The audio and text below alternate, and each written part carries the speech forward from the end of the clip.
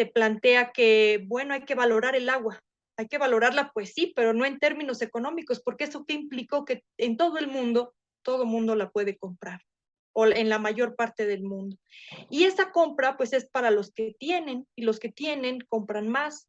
Y esa es la forma, la distribución que debe de detenerse, ¿no? Y cambiar la ley de aguas para que eso deje de suceder. O sea, una ley en la que el agua no sea un bien económico, sino un derecho. Ahora ya nos puedes encontrar en Telegram. Solo tienes que descargar la aplicación de mensajería Telegram en la tienda digital de tu dispositivo móvil. Busca la Jornada de Oriente y selecciona Unirse al canal. O también puedes escanear con la cámara de tu celular el siguiente código QR, que te llevará directamente a nuestro canal para suscribirte. Mantente informado a lo largo del día con las noticias más relevantes de Puebla y no olvides también seguirnos en todas nuestras redes para más contenido.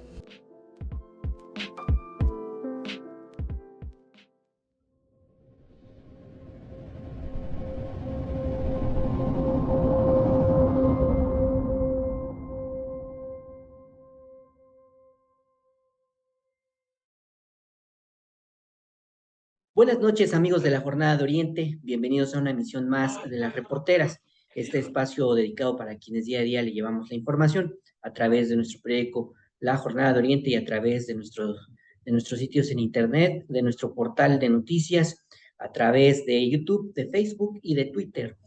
Hoy tengo el agrado de platicar con Guadalupe Azuara García. Ella es investigadora del Instituto de Ciencias de la Universidad Autónoma de Puebla y con ella vamos a hablar de un estudio muy importante que realizó respecto a quiénes son los poseedores, los concesionarios y quienes están acaparando las concesiones de agua en el estado de Puebla, un tema muy importante en donde se tiene que saber quiénes son esos acaparadores del agua en función de que pues estamos en una situación complicada desde el punto de vista de pues el agua que todavía tiene pues nuestro estado.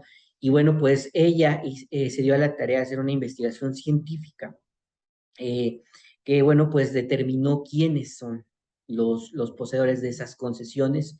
Este estudio, bueno, pues lo hizo público en el reciente congreso que hubo sobre el agua en la Universidad Autónoma de Puebla. Y bueno, pues hoy vamos a platicar con ella a fondo sobre este tema. Muchas gracias por aceptar nuestra invitación. Gracias a ustedes. Buenas noches. Bueno, pues muchas gracias de nueva cuenta. Y bueno, pues ya hablábamos al inicio de este espacio, dando este contexto un poco más para que nuestro público esté enterado. A finales de agosto, en el marco del primer Congreso sobre Gestión Integral del Agua, la investigadora Guadalupe Azuara García del ICUAP presentó su índice de riesgos por acaparamiento y entre estos resultados, bueno, pues llama la atención quiénes son precisamente quienes están acaparando el agua. Entre los resultados que dio a conocer en ese momento, hablaba de la armadora Volkswagen, de la acerera Termium, del textilero Abraham Haddad, de la familia Romero Bringas y de los herederos de William O. Jenkins, entre otros, que son quienes, pues, son los poseedores de las concesiones de agua en este momento. ¿Se sabe cuánto tiene concesionado cada uno en exactitud? Sí, mira, me gustaría contextualizar un poquito más. En Claro. efecto, fue una investigación realizada desde el año pasado que se publicó también en la revista Tecnología y Ciencias del Agua. Originalmente es un trabajo publicado y que afortunadamente se pudo empezar a difundir a través del foro que has comentado a los que nos ven, ¿no? Y escuchan. Entonces, este trabajo, el objetivo pues era medir el impacto de aquellos quienes son los verdaderos dueños de grandes cantidades de agua. Hay estudios previos que han dado cuenta de el nivel de acaparamiento, de privatización del recurso hídrico de aguas superficiales y subterráneas. Sin embargo, este estudio intentó ir midiendo a nivel municipal cómo afectaban el acaparamiento justamente de todos estos personajes, pues que controlan las economías, que controlan los recursos naturales de cada municipio, porque además analizar el agua pues implica también entender las variaciones o las diferencias que ésta presenta en su ciclo y en el territorio, ¿no? Es decir, no es igual la cantidad de agua que llueve en una parte que en otra, ni que se recarga que en otra, depende de muchas otras condicionantes y en función de eso, ver pues dónde puede impactar más este tipo de acaparamiento. Y sí se sabe, ya respondiendo directamente a tu pregunta, sí se sabe porque hay un registro de propiedad de derechos del agua, el REPDA, que es un registro público en el que la Conagua permite el acceso a estas bases de datos, ¿no? Aquí nosotros las organizamos, descargamos también a partir de información de la organización Agua para Todos, que ya tiene muy sistematizado. Nosotros actualizamos algunos datos que todavía no se han logrado por el volumen de información que eso implica. Ya con esos datos públicos se sabe quiénes son los dueños del agua y nosotros lo organizamos por municipio. Muy bien. Y no sé si tenga el dato, al menos de estos casos que mencionamos al principio, de cuánto estamos hablando. Entiendo que cada uno de ellos posee por lo menos uno o más octómetros. No sé si tengo bien el dato, y en todo caso, si pudiéramos especificar en cada caso, o al menos los más representativos, porque, por ejemplo, la armadora Volkswagen sabemos que utiliza una gran cantidad de agua para hacer un automóvil. No sé si tenga ese dato a la mano que nos lo pudiera compartir. Sí, justo estoy abriendo aquí los resúmenes y los extendidos que hemos compartido con la jornada también, para que pues tengan una utilidad en términos de aportar argumentos para la justicia hídrica, ¿no? Claro. Nosotros sabemos por cada municipio, se hizo de dos maneras, ¿no? Hay que acotar. Una es quitando los usos público-urbano y también los usos no consultivos entre los que se encuentra la generación eléctrica, para realmente ver de donde sí se consume el agua, quiénes son los que la tienen, ya sea superficial o subterránea. Y en otra parte hicimos también con la generación eléctrica, porque resulta que a partir de la política que se instauró a partir de Vicente Fox y que se agudizó, sobre todo en términos del agua con este Peña Nieto y al final de su sexenio, pues muchas concesiones para generación de energía eléctrica fueron otorgadas a finales en noviembre de 2018 y entonces nos pareció interesante ahora sí contabilizarlas porque ya no iban directamente a la CFE, sino a otro tipo de acaparadores, ¿no? Que de otros rubros, por otras fortunas, pues pueden empezar a meterse a negocios de generación de energía, que bueno, ¿dónde está ese aporte de generación? Eso no lo estudiamos nosotros, pero que por lo pronto tienen concesionadas la mayoría de las aguas. Entonces ahora vamos a hablar contabilizando la generación de energía para que quede más claro para la audiencia. Bueno, en Puebla tenemos que el mayor acaparador es el señor Abraham Haddad Férez, ¿no? Medimos el índice que va de 0 a 1 y mientras más cercano a 0 hay más acaparamiento del recurso en un municipio. Y hay riesgo cuando además el grado de presión hídrica en ese municipio, por las condiciones geográficas en las que se encuentra, pues hay mayor presión o más estrés hídrico y ahí hay mayor riesgo para la población, porque si hay poca agua y hay alguien que la acapara o algunos que la acaparan, eso somete a inseguridad hídrica a la población, porque los primeros afectados son justamente colonias populares, o sea, no se para otra actividad generalmente, pero sí las colonias populares son las que empiezan con los recortes, con los tandeos, meses sin distribución de agua en algunas comunidades. Entonces, bueno, vemos aquí, claro que sí, mira, en Cuautlancingo, el acaparador principal es la empresa Volkswagen de México, es decir, el uso industrial. Y en toda la zona metropolitana nos vamos a encontrar con esa constante, ¿no? Con que es el uso industrial el principal acaparador del agua del agua subterránea. Y acá tenemos una serie de datos con los que se calculó el índice. Sin embargo, quiere decir, y en resumidas cuentas, que en Cuautlancingo hay un índice de acaparamiento de los titulares de 0.1207, es decir, un índice muy alto. El índice va de muy bajo a muy alto. Esto quiere decir que aquí hay un nivel muy importante de acaparamiento y por parte justamente de la empresa Volkswagen de México, que llega a acaparar, lo vamos a ver en otra tabla. Muy bien. Permíteme. No se preocupe en El lo que nivel, abre la aquí está. información. Ah, muy bien, muy bien. Muy bien, entonces aquí tenemos que Volkswagen ya es el primero, se acapara el 47% del agua, lo acapara Volkswagen de México. Todo lo que se ha asignado, concesionado por parte de Conagua, casi la mitad la utiliza Volkswagen para el procesamiento industrial, y eso sin contabilizar pues todos los usos de agua de todas las proveedoras, de todas las, ¿no? Porque es una armadora a la que le llegan muchas piezas que ya implicaron un proceso que utiliza agua, mucha agua, pero ellos, por lo pronto, asignado oficialmente, pues es el 47% de lo que en Cuautlancingo se ha asignado. Ahora, ¿se puede saber cuánto, digamos, en octómetros o cómo se mide la cantidad de agua que tiene concesionada?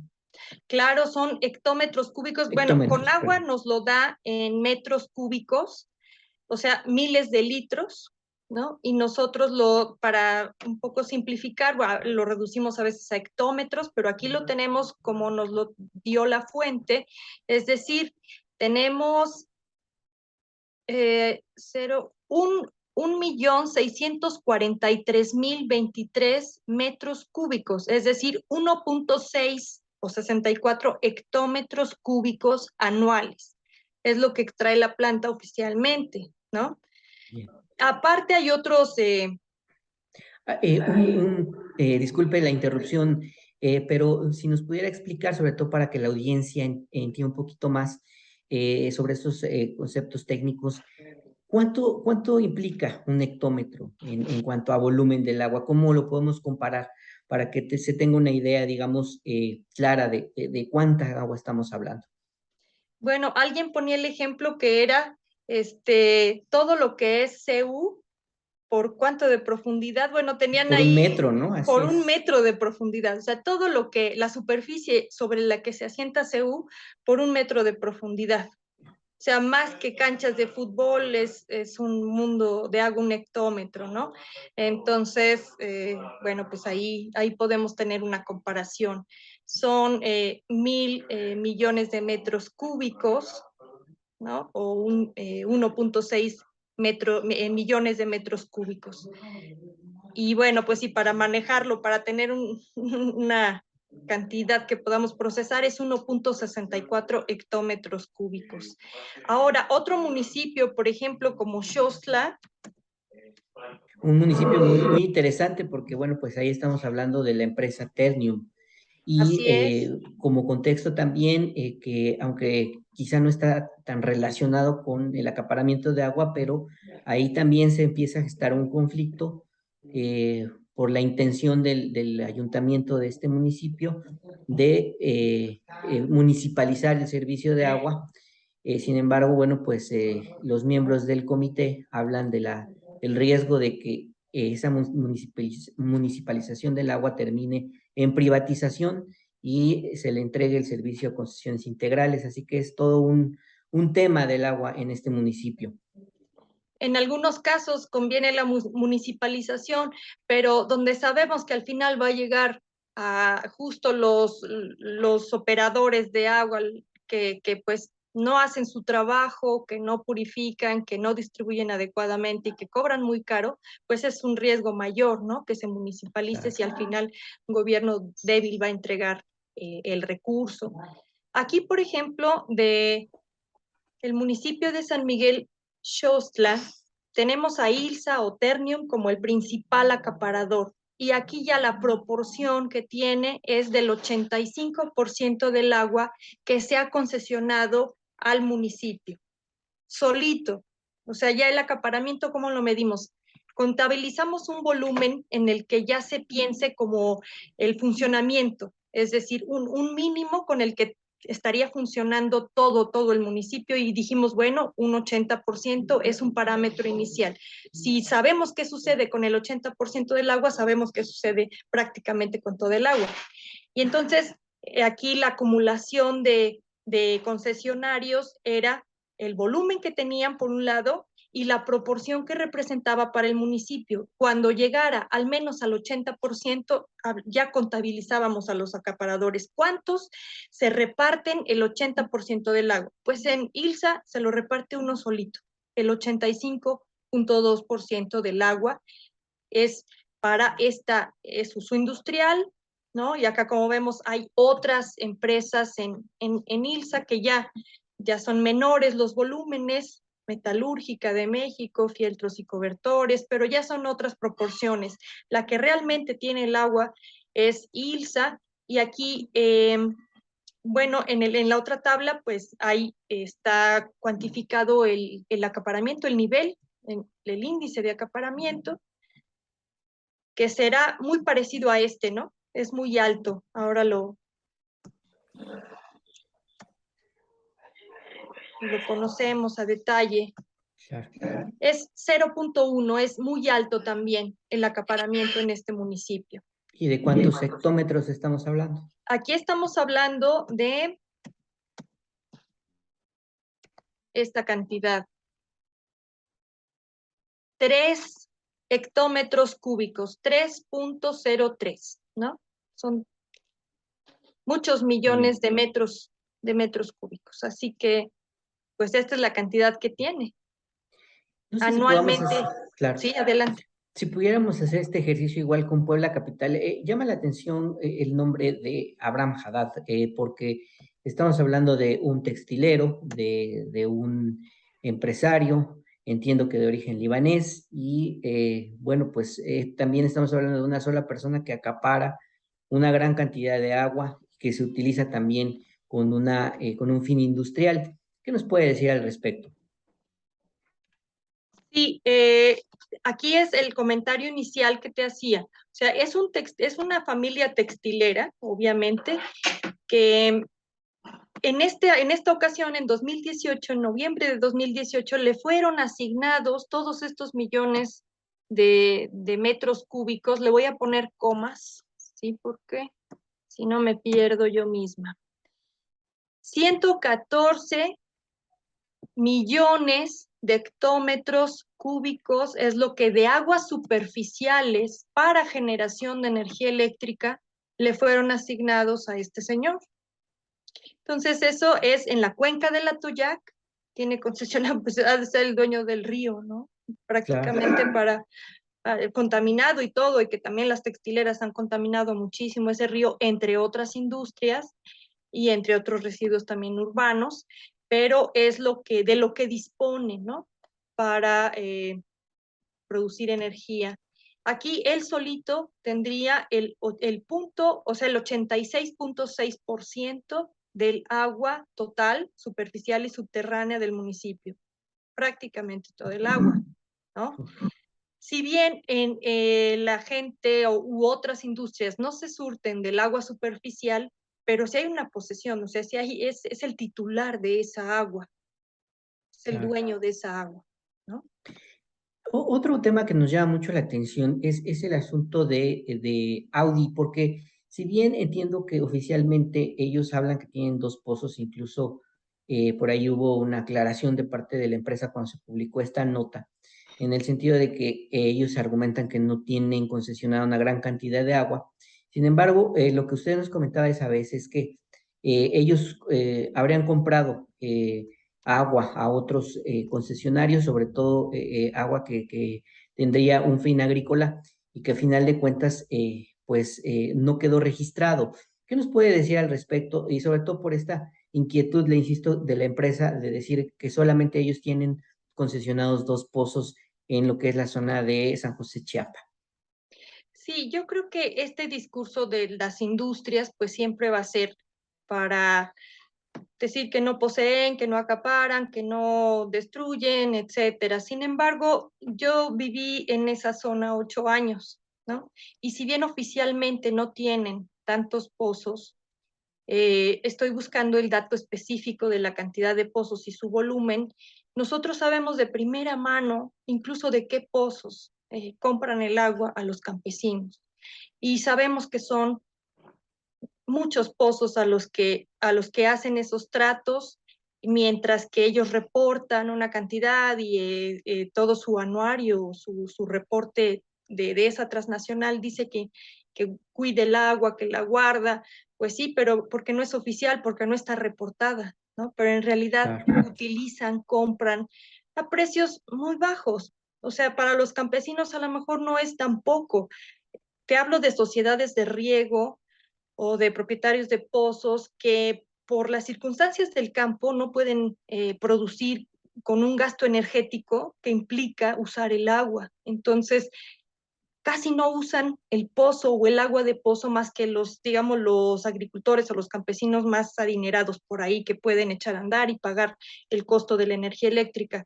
Y entonces ese recurso ahí, como que ahí está, y fue pues fácil para la gente que llega allí de Audi, que un montón de suelo que se acaparó, que se destinó, vaya, todo un esquema que implementó Moreno Valle en contra de los propios campesinos, ¿no? Que vendieron su tierra, que ahora venden su agua a precios pues, de risa para que pueda seguir funcionando y aparentando que no consume mucha agua, ¿no? Y son claro, todas cifras extraoficiales, pero claro, así es como está funcionando. Voy a buscar claro, el dato de cuántos pozos tiene eh, claro. esta industria. Muy bien, y bueno, mientras ubica la información para nuestros amigos de las reporteras, estamos platicando esta noche con Guadalupe Azuara García. Ella es investigadora del Instituto de Ciencias de la Universidad Autónoma de Puebla.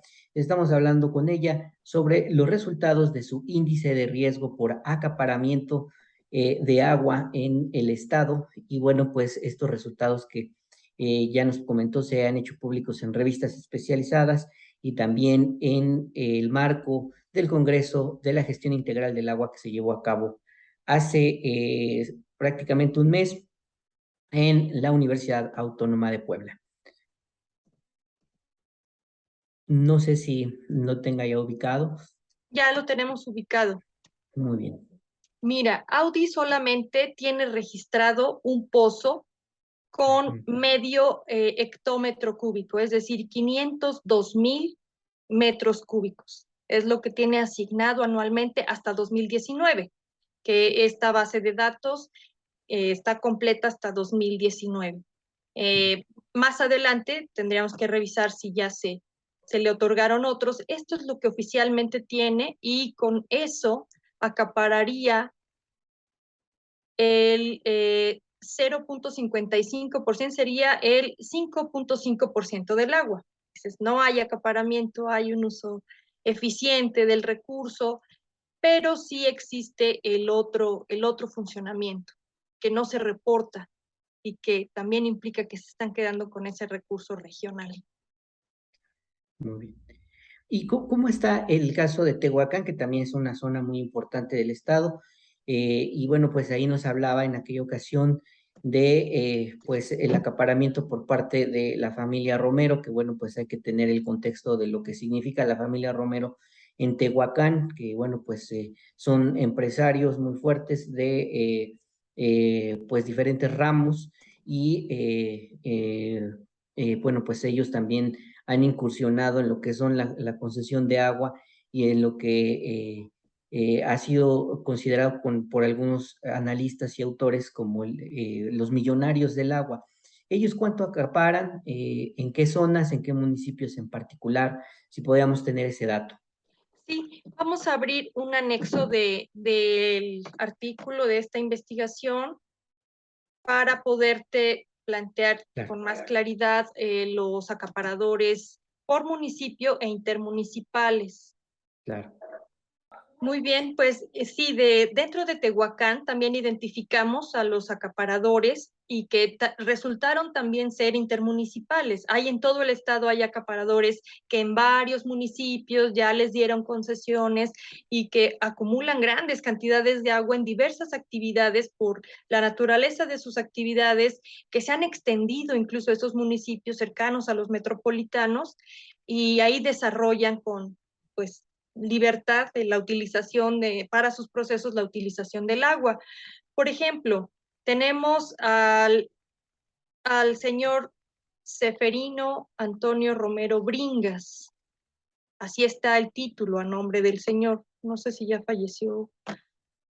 Pero tiene 6 pozos y tiene 2.182.797 metros cúbicos, es decir, 2.18. Pero hay otro Romero. Socorro Romero Sánchez. Así es. Socorro Romero Sánchez. Aquí tenemos a esta señora con varias denominaciones.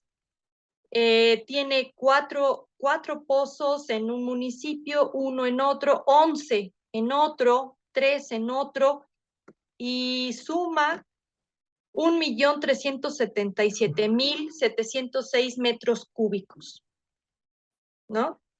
Claro.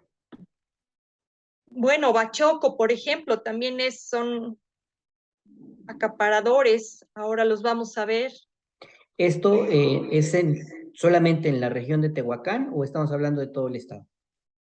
Aquí los agrupamos todo el estado. Okay. Todo el estado, pero ellos sí están regionalmente ubicados, ¿no? Así es. Aquí los agrupamos de esa manera porque fue la medición que se realizó, ¿no? Aunque ahorita presento la tabla por municipios. Bueno, acá hay un ejido que tiene 29 millones de metros cúbicos, ¿no? Y aquí están, pues, Elena Minuti, Bortolotti, está Stefanoni, varios Stefanoni, que son acaparadores intermunicipales. Tienen varios, algunos, en este estudio no se identifica exactamente si son o no familiares, rebasa el alcance del estudio, sin embargo, claro, se establecen ciertas relaciones, ¿no? Que, bueno, por ejemplo, Seferino Romero y Socorro Romero, a leguas es pública la relación familiar, ¿no? Sí, claro, es clarísimo. Y aquí, claro, digamos, por municipio, tenemos la cantidad de pozos intermunicipales en cada municipio. Dice, número de concesionarios intermunicipales dentro del municipio. Tehuacán tiene 19 concesionarios que están en otras partes. ¿Y cuántos títulos agrupan esos 19 concesionarios? 41. Y en volumen, 4.401.847 metros cúbicos, 4 hectómetros y pico al año, hectómetros cúbicos. En Tepanco de López también hay un acaparamiento y presencia de acaparadores intermunicipales muy importante, 14, que acaparan 27 títulos, con más de 1 hectómetro al año. Atlisco, otro municipio, igualmente con muchos acaparadores, 13, que tienen 16 títulos y 1.5 hectómetros cúbicos al año. Y también Puebla. Hay 12 acaparadores intermunicipales que poseen 22 títulos y casi 1 hectómetro cúbico, 0.88 de hectómetro cúbico, ¿no? Así vamos identificando digamos que el orden lo da el número de concesionarios intermunicipales, ¿no? Pero podemos ordenarlo por número de títulos y también ya se va viendo, porque aquí, por ejemplo, hay uno que tiene 16 títulos, este acapara más. En San Martín Texmelucan, por ejemplo, hay un acaparamiento importante. 16 títulos, 4 concesionarios con más de 4 hectómetros cúbicos al año. Cuautlancingo, también hay concesionarios acaparadores, hay 4 intermunicipales que tienen 11 títulos y 1.65 hectómetros cúbicos al año. En Izúcar de Matamoros, lo que hablábamos, toda esta región en donde se desarrolla ampliamente el monocultivo de la caña, que es un gran consumidor de agua, que tiene una historia, un desarrollo aparentemente de cooperativas. Sin embargo, estas cooperativas fueron creadas a modo en terrenos comunales, justamente para no dividir los ejidos, para no dar parcelas a los trabajadores. Dijeron, bueno, se queda como terreno común bajo el control de Jenkins, ¿no? Entonces aquí pues el resultado es que hay de los mayores acaparamientos en el estado que abastecen esos terrenos, ¿no? 26 26 hectómetros hectómetros. cúbicos al año para 4 Wow. acaparadores que tienen 5 títulos, pero todo el agua de Puebla, ¿no? Sí, claro. Es el municipio con la mayor cantidad de volumen acaparado, por lo que vemos en la tabla, o Sí, habrá creo que otro. sí. Vamos a ver, sí, es el mayor, así es.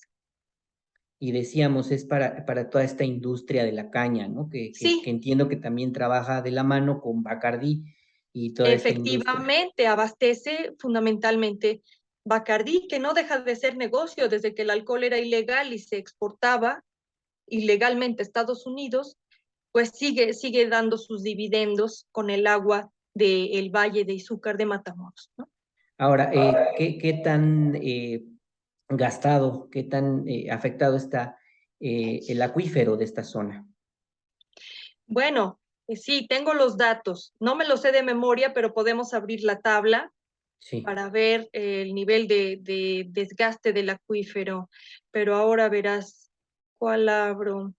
Bueno, si quieren hagan un corte por en lo que lo claro. busco, o si No, quieres no se otra preocupe. pregunta. Sí, pues seguimos en esta plática, en esta charla muy amena, muy interesante, con Guadalupe Azuara García, investigadora del Instituto de Ciencias de la Universidad Autónoma de Puebla. Con ella estamos platicando sobre los resultados de este índice de riesgos por acaparamiento, esta investigación hecha sobre quiénes son los dueños, los poseedores de las concesiones, lo que también se conoce como los millonarios del agua, los que acaparan el agua en el estado de Puebla.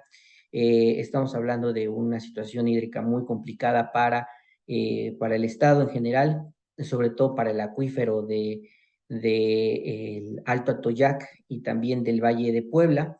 Y bueno, pues estamos conociendo quiénes son para que el público tenga su mejor opinión, pero sepa sobre todo quiénes son los empresarios que vemos que están acaparando esa agua para fines, sobre todo industriales, para fines de beneficio económico particular. Y es lo que estamos viendo con ella, estos resultados. A reserva de que nos pueda dar el dato que preguntamos sobre Claro, cómo se sí, encuentra ya el la encontré. acuífero del Valle de Izúcar de Matamoros, porque vimos este dato tan revelador que nos da de 26 hectómetros al año. No sé si tenga el dato, son 26 millones de hectómetros. ¿Cómo se lee? Sí, 26 millones de metros cúbicos o 26 Sí. hectómetros cúbicos al año. Aquí Muy tengo bien. la tabla. Bueno, es una síntesis del Valle de Puebla. La disponibilidad que le queda al acuífero son 20, no sé si se tape con mi pantalla o si lo Un logran ver. poco, Ajá, se tapó un poco. muy bien, ahí ya lo logran ver. Sí, No, está un poco hacia la derecha. eh, Ahí ya se puede ver un poco más. ok. Bueno, el Valle de Puebla, a ese acuífero que es donde está el municipio de Puebla y toda la parte metropolitana poblana, le quedan 20 hectómetros al año. El Alto Atoyac, que es la parte de Tlaxcala, toda la mayor parte de la subcuenca, le quedan 29 hectómetros. Imagínense si a una empresa le dan 26, o sea, ¿cuáles son las proporciones de las que estamos hablando? Es lo que le queda al acuífero, el dato que estamos dando.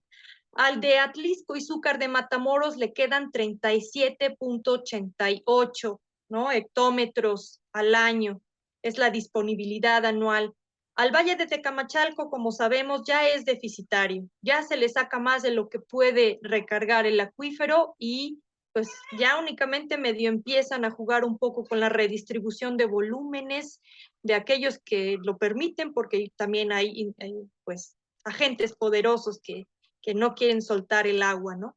Al Valle de Tehuacán, a ese acuífero, así se llama, le quedan 28 hectómetros. Al de Tecolutla, que es donde está Teciutlán, le quedan 28, también parte de Veracruz, 28 hectómetros, y al Libres Oriental ya solo le quedan 2 hectómetros de disponibilidad media anual. Esos serían los datos de los acuíferos, ¿no? Muy bien, muy bien. Bueno, pues todo esto es muy interesante porque estamos hablando de una situación muy compleja sobre la disponibilidad de agua. Y recuerdo que en esa plática hablaba de, digamos, un, media, digamos, una disponibilidad media. ¿Cuántos años le quedan al acuífero, por ejemplo, del Valle de Puebla para seguir dando esta cantidad de agua o para que deje de ser o para que empiece a ser deficitario? Sí, aquí lo tenemos. Bueno, sumando la cantidad de agua que le queda al acuífero Valle de Puebla y el Alto Atoyac, que es donde está la zona metropolitana Puebla-Tlaxcala, son 50 hectómetros, ¿no? Porque son 20.6 más 29.3, poquito más de 50 hectómetros. Y resulta que la tasa anual de extracción, hicimos la contabilidad a partir del año 2000 a 2021 para cerrar bien el año, o sea, anualmente cuánta agua se estaba otorgando, y se otorgan 5.4 hectómetros. Es lo que en el periodo, dividiendo por año, nos resulta la velocidad en la que se concesiona. ¿Eso qué quiere decir? Que si nos quedan 50 y solo contando los consumos de la zona metropolitana, pues vamos a tener menos de 9 años de agua todavía de disponibilidad, es decir, de posibilitar la recarga suficiente sin extraerle más y meternos en otro tipo de complicaciones de inseguridad hídrica, de contaminación de fuentes todavía más profundas de agua y en general pues de carencia, ¿no? Porque el escenario que se viene es de incremento de temperatura, ya tenemos un periodo de incremento de temperaturas, el cambio climático, la variabilidad de los periodos de lluvias, que aunque llueva demasiado un día o dos, que es lo que nos ha venido pasando a últimas fechas después de un periodo de sequía, ya no puede recargar igual el acuífero, ¿sí? Ya no se permite ni siquiera la retención en el suelo, la humedad para todo el ciclo agrícola y se descontrola, ¿no? Entonces, contando todavía esas agravantes, ¿no? De incremento de temperatura, de más variabilidad en la precipitación, no le vamos a permitir al acuífero pues que se pueda recargar adecuadamente y le seguimos sacando agua. Muy bien. Muy, muy interesante todo lo que nos platica Guadalupe Azuara García, investigadora del Instituto de Ciencias de la Universidad Autónoma de Puebla, quien nos está pues revelando estos pormenores de el índice de riesgos por acaparamiento, este estudio que realizó, por supuesto, como investigadora del ICUAP. Me gustaría hacerle dos últimas preguntas en función de que el tiempo en este espacio pues es corto. Primero, en su opinión, ¿la Conagua debería de tener estas concesiones de agua en el estado para evitar que se siga consumiendo o que se acabe los acuíferos? No sé qué se puede hacer al respecto ahora que se tiene conocimiento de quiénes están acaparando el agua. Pues yo creo que tendrían que modificarse esas concesiones, es decir, entiendo que hay actividades o actores que requerirán agua, que a lo mejor utilizan poca, que a lo mejor dan mucho trabajo, a lo mejor en mejores condiciones, que a lo mejor podrán contaminar mucho menos que otras, pero los grandes acaparadores pues tendrían que dejar de serlo para que se distribuya de otra manera el agua o para que por lo menos baje la presión hídrica que ejercemos sobre el acuífero. Yo creo que se tiene que modificar la ley de aguas. Es una ley que emana de un principio en el que se asigna un valor de cambio al agua, es decir, a partir de declaraciones internacionales se plantea que, bueno, hay que valorar el agua. Hay que valorarla, pues sí, pero no en términos económicos, porque eso que implicó que en todo el mundo todo mundo la puede comprar, o en la mayor parte del mundo. Y esa compra pues es para los que tienen, y los que tienen compran más y utilizan toda una serie de mecanismos legales, normativos para no perder esos privilegios, acaparan agua, acaparan recursos minerales, acaparan suelo, todos los recursos naturales. Y esa es la forma, la distribución que debe de detenerse, ¿no? Y cambiar la ley de aguas para que eso deje de suceder, o sea, una ley en la que el agua no sea un bien económico, sino un derecho, ¿no? Y también para el desarrollo de las actividades económicas, pero de una manera mejor distribuida para toda la población, porque los primeros que se van a quedar sin agua, como lo comentábamos al inicio, pues es la gente en colonias populares, y así va a ir aumentando, porque nadie, al final nadie se va a escapar de eso, pero pues en mayor sufrimiento, sí, privados de un derecho humano, la mayor cantidad de población se va a quedar. Muy bien. Hablaba de que se tienen que modificar esas concesiones. No se pueden revocar. No hay manera de promover algún procedimiento en ese sentido. Pues yo creo que ya hay mucha presión y mucha organización en México para impulsar el cambio de la ley. Creo que falta todavía, pues que hasta arriba pueda permear ese discurso, es decir, hay algunas iniciativas muy buenas como la ley energética que finalmente no pasó, ¿no? O sea, además de que haya una voluntad política, tiene que lograrse esos consensos y creo que eso solo se va a poder afianzar mientras más organizado esté la gente o mientras más informada, porque podemos ver a través de herramientas como estas quién es el que se le está quedando el agua en los municipios, ¿no? Y en qué proporción, porque como te comentaba, en la región de Audi se sabe que Audi extrae el agua de una forma, pues no formal, ¿no? Sino informal, pagando por aquí, por allá, sacando todo el agua del mundo, pero, y la gente entiende que Audi lo está haciendo, lo sabe, pero no sabe cómo está dañando a su municipio. Y entonces también estos instrumentos sirven para informar, para nutrir los argumentos de la justicia hídrica y para que puedan servir finalmente, pues para acciones normativas, legislativas, que vayan acompañadas de una información de mucha gente, ¿no?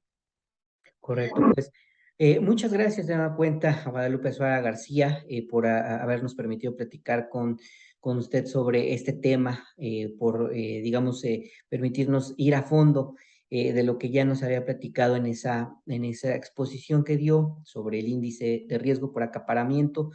Pues nosotros le agradecemos muchísimo y bueno, pues le pediríamos antes de que nos despidamos un mensaje final para nuestro público respecto a todo lo que hemos estado platicando sobre su estudio y sobre su aportación, esta aportación científica que hizo. Pues agradezco en principio la posibilidad de difundir esta información. Creo que es cuando cobra sentido la investigación que realizamos, y agradezco a la Jornada de Oriente, en particular Efraín, por haberme permitido exponer todo esto.